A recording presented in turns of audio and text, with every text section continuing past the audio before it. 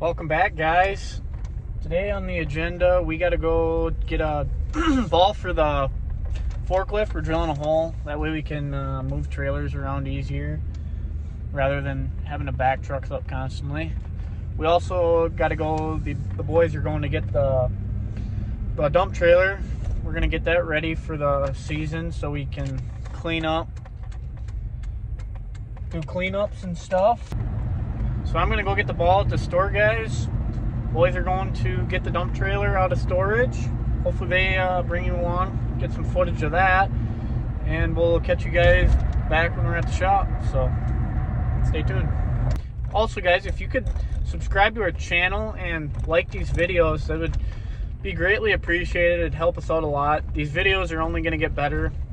You know, we're just starting this channel out and just working through a few bumps and kinks, just trying to feel things out. But yeah, if you guys want to like and subscribe, that would be greatly appreciated. And now we'll get back to the program. You're gonna need one of these, 1 inch. Need one of these and one of these.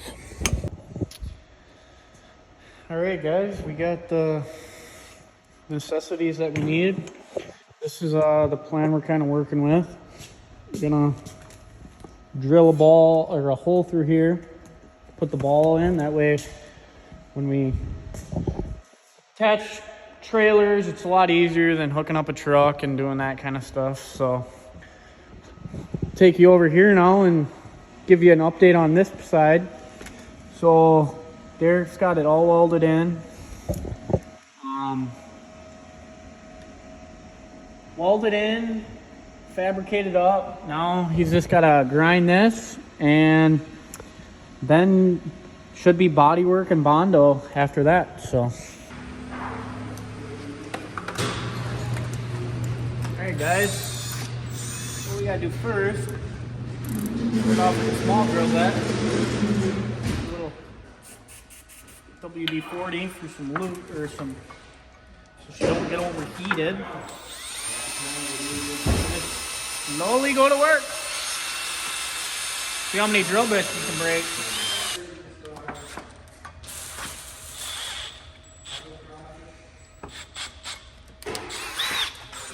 Alright. Next we go to a bigger size drill bit. Basically do the same thing, just keep working our way up until we get through this.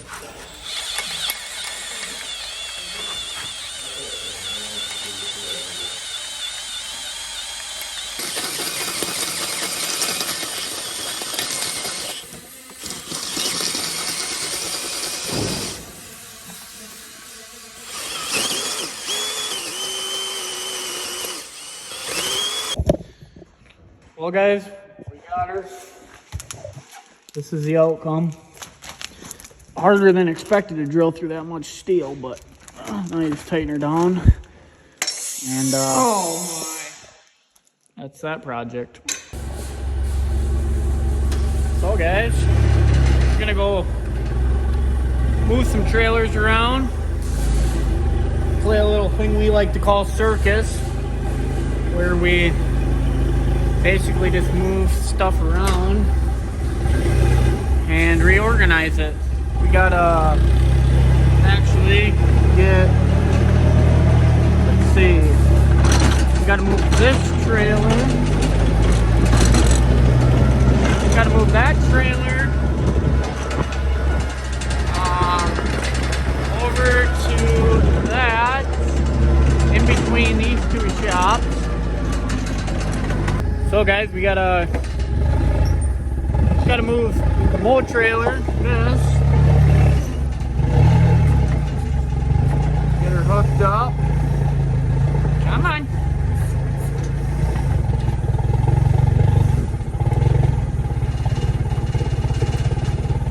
Back it up, line her up. Gotta get this. Lock her in. go. Good to go. Pull this back.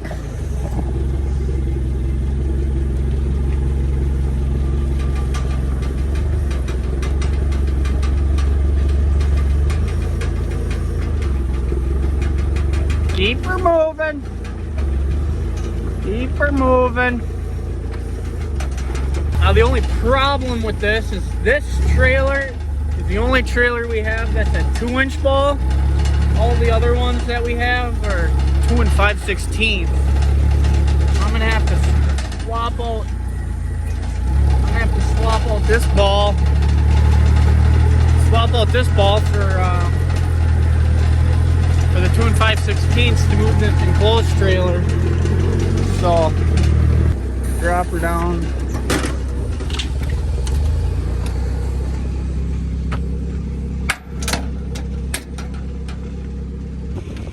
Gotta unlock the trailer hitch on it.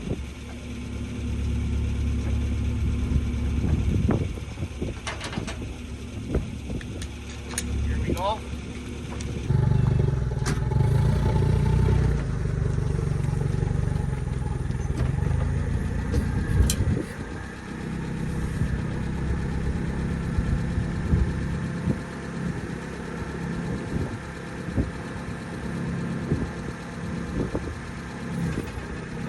What are the odds we can move it?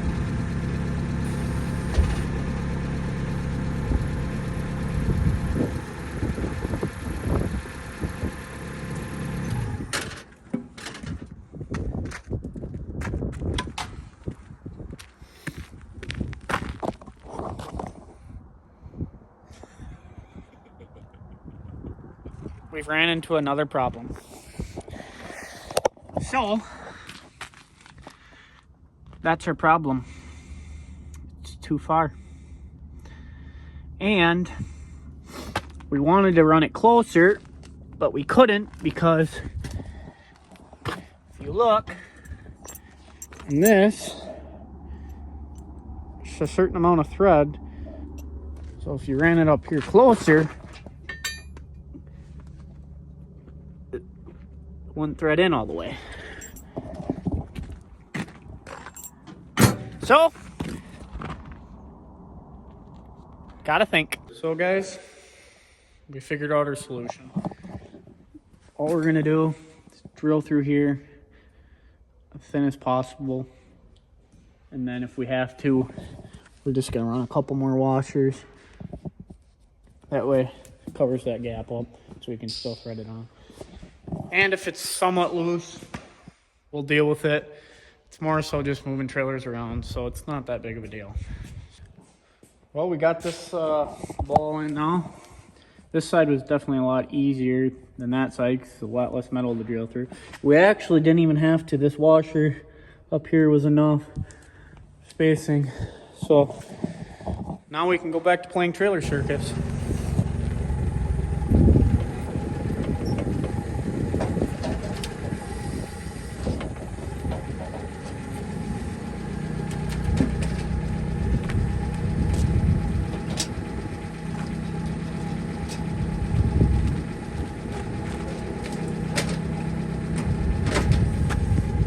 Probably go with this. Don't want to run over that.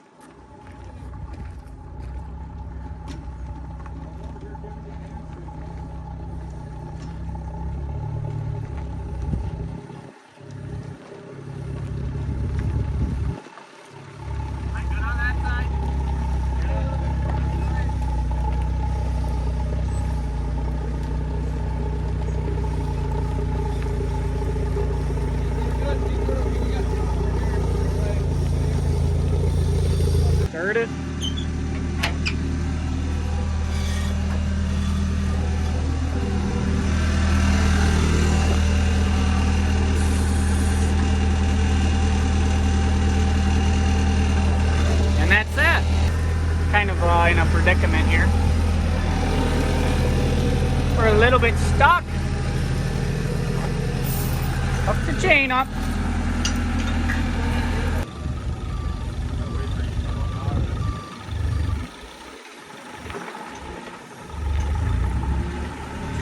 Now we just got to move the other trailer back. That trailer there doesn't get used very much during the summer. We actually, we only use that one for fall aerations, and if a truck breaks down to spray, we'll put the sprayer in there, but very rarely do we use that trailer. But this is the mow trailer, so.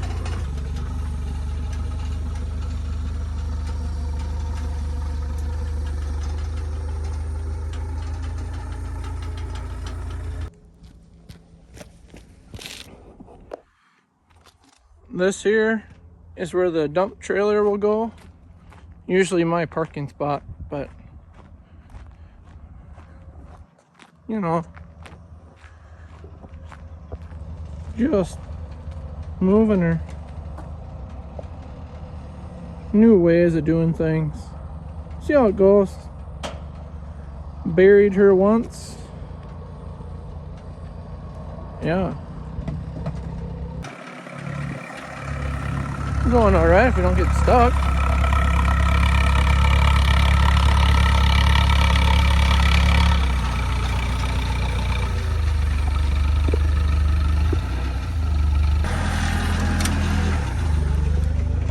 Right there.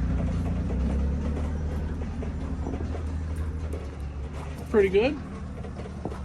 So guys, we got the trailers put away. We got this one parked here and closed behind it.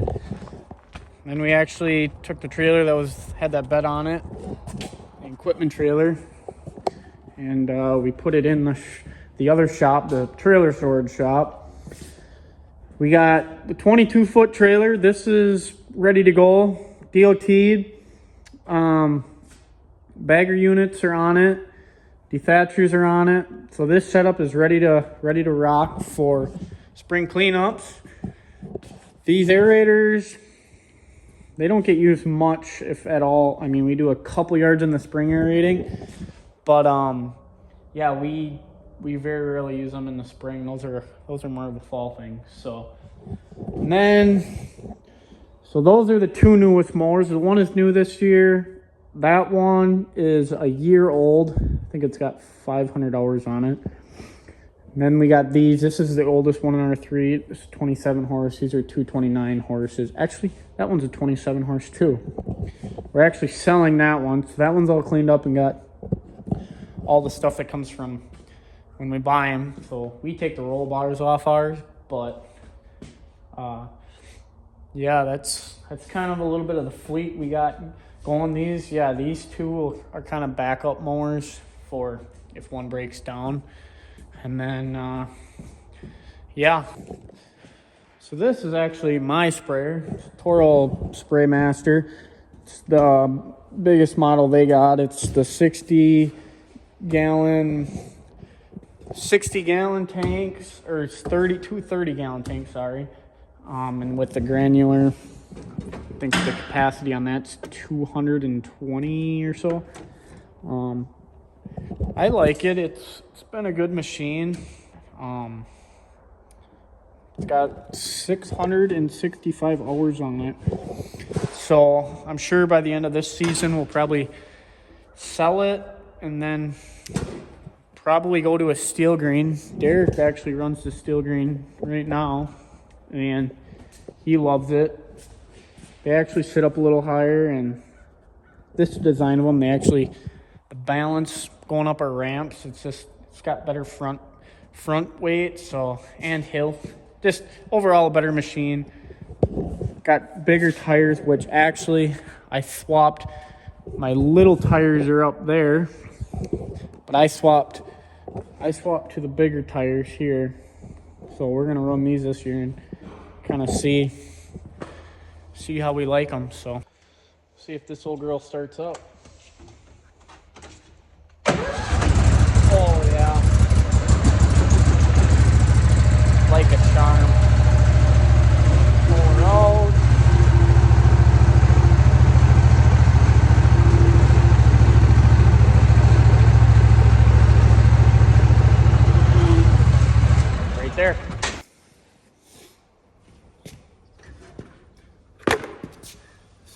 essentially all you need to do oil changes on these is you got a little rubber hose here,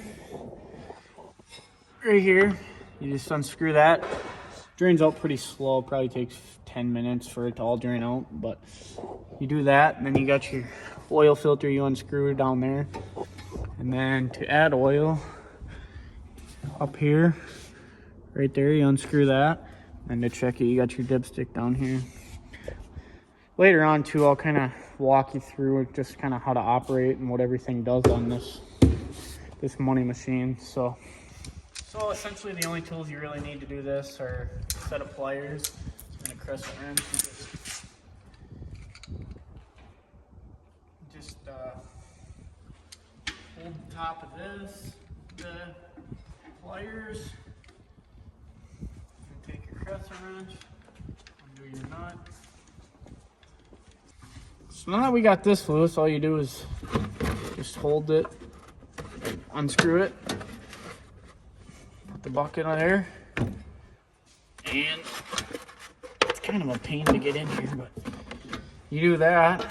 And then a helpful tip to let it drain out faster is you actually come down here and you take your oil fill cap off.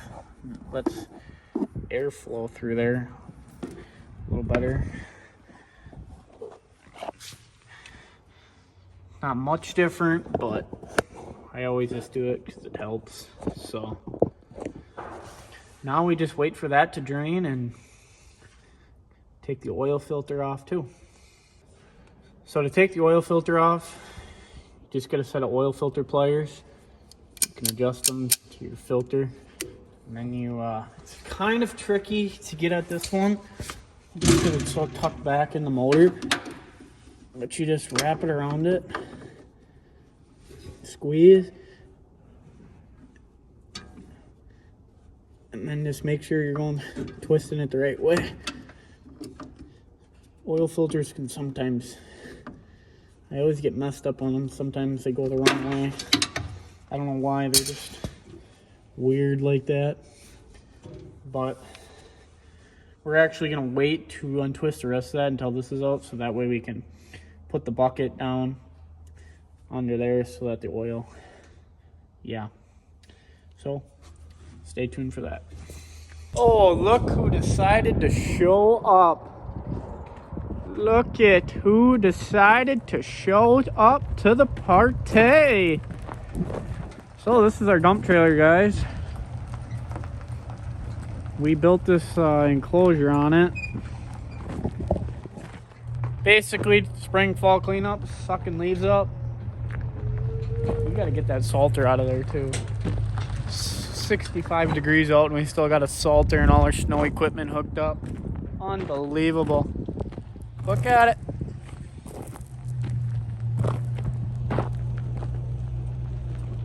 God. Get her done. Nice work out of you. Get her done. We got a delivery, guys. A delivery. I think it's for the Derrick sprayer. We actually got an auxiliary tank for it to be able to spray an extra chemical for doing some crabgrass stuff along driveways. So yeah, essentially where that mounts, we'll go here, replace the bucket. It'll have its own separate pump. So pretty exciting news to see that come today. Probably get that put on tomorrow. Let's see what we got in this box. Do a little unboxing.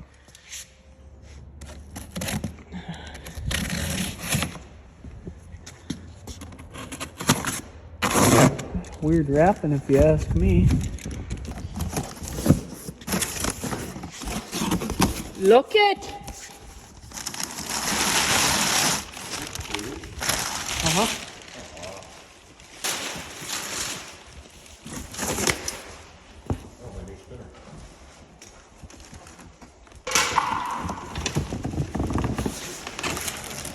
Here's the auxiliary tank. Put your chemical in here. You got your extra pressure gauge. your pumps built in down here. This is the auxiliary tank. Is there a pump with this? Yeah, it's on the bottom. Got your handle on, pressure gauge. So is it a standalone? Pumps built into the bottom. So this can go off itself. You're gonna have to look at New the tires directions on how to set it and a up. spinner. Like Christmas! Where's the directions for that thing? Finally, this thing after probably 25 minutes is just done dripping. All right, guys, once you're done letting the oil out of it, just put your fill plug back in. And then I like to tuck a rag under the oil filter. That way most of the oil can soak into that when it's like that. And then you can put your bucket, your oil, put it under here, that way, under there, that way when you take the oil filter off, you don't get a mess everywhere. So, just come in here and loosen it by hand. And there she goes. Oil everywhere. Messy job for sure. You just want to dip your finger in the new oil. Rub it around that seal just a little bit. Like that. And then Michael, you're dripping right here. put your new filter on. Like so. Get it in there.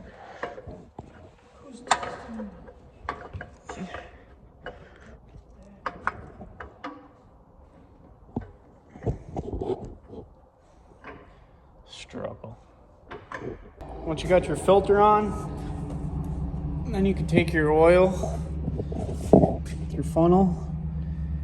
These take about, I think, about 1.5 quarts, so slowly put it in. So we see where we're at. Check your level, see how much we filled. Once you got your oil in, you just start her up. Let her idle for a little bit. Get the oil circulated through back in the oil pump. Shut her off. And there's your oil change. Pretty easy to do, not too bad.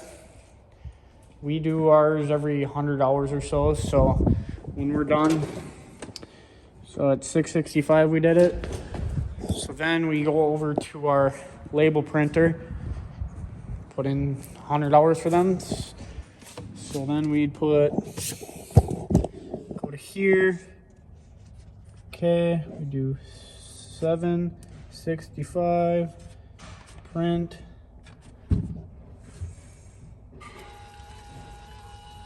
Comes out there. There's our label. Put it on our sprayer, and our oil change is officially done. Well, we got that project all wrapped up. I think that's gonna do it for today. We got the trailers put away, got my sprayer, got the oil changed on it. We got some new parts. We'll probably end up installing those tomorrow. We'll install that tank tomorrow on Derek's sprayer. And I think we got to do some calibrations. We got Sean pulling in everything, parking it. It's in the forklift. But yeah, guys, thanks for watching, and we'll see you in the next one.